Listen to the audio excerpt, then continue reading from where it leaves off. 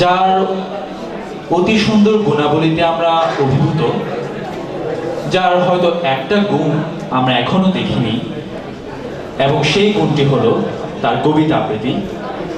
এবং আমি মঞ্চে আমন্ত্রণ জানাচ্ছি সাইদ আল নোমান স্যারকে এটি কবিতা আবৃত্তি করার জন্য। সবাই করতালির মাধ্যমে সাইদ আল নোমান স্যারকে মঞ্চে আমন্ত্রণ জানাই।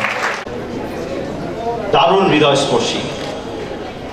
আমি যখন ক্লাস 4 বা 5-এ পড়ি, তখন নতুন কুড়িতে এই কবিতা পড়ে আমি পুরস্কৃত হয়েছিলাম। বহু বছর কবিতাটি পড়িনি, অনেকটা ভুলেই গেছিলাম।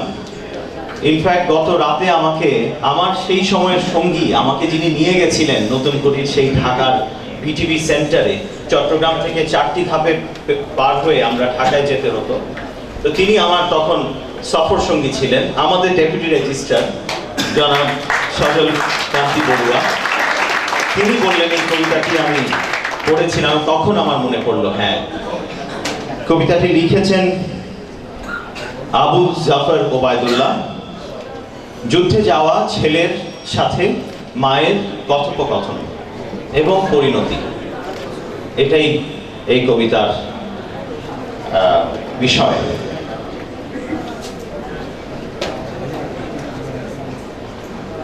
কুমড়ো ফুলে ফুলে নুয়ে পড়েছে লতাটা, সজনে ডাঁটায় ভরে গেছে গাছটা, আর আমি ডালের বড়ি শুকিয়ে রেখেছি।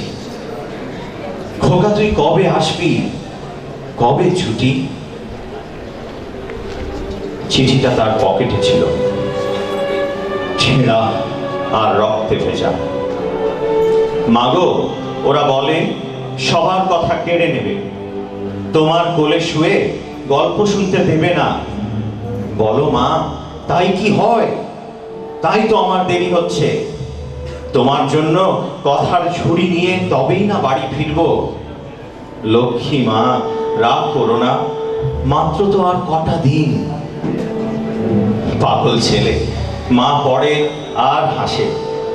তোর উপরে রাগ করতে পারি?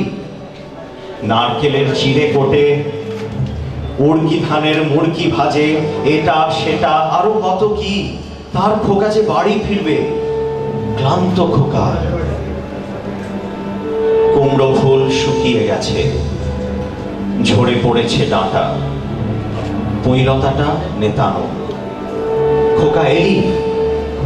ঝাপসা চোখে মা তাকায় উঠোনে উঠোনে, যেখানে খোকার সব শকুনিরা ব্যবচ্ছেদ করে। এখন মার চোখে চৈত্রের রোদ পুড়িয়ে দেয় শকুনিদের যেন। তারপর দাওয়ায় বসে মা আবার ধান ভাঙে, বিন্নি ধানের খই ভাজে। খোকা তার কখন আসে, কখন আসে? এখন মার চোখে শিশির ভোর, স্নেহের রোদে ভিটে ভরেছে।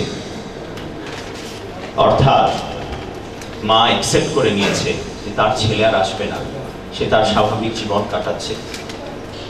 তো আমাদেরও কিন্তু এই স্বাভাবিক জীবনে আমাদের চলে আসতে হয়েছে 71-এর পরে, কিন্তু সেই স্বাভাবিকত্বেও আসার পরেও আমরা এই মায়ের মতো আর ভিটে ভরাতে পারছি না। তাই আমাদের একটা রোল প্লে করতে হবে এই তরুণ প্রজন্মদের, তরুণ সমাজে।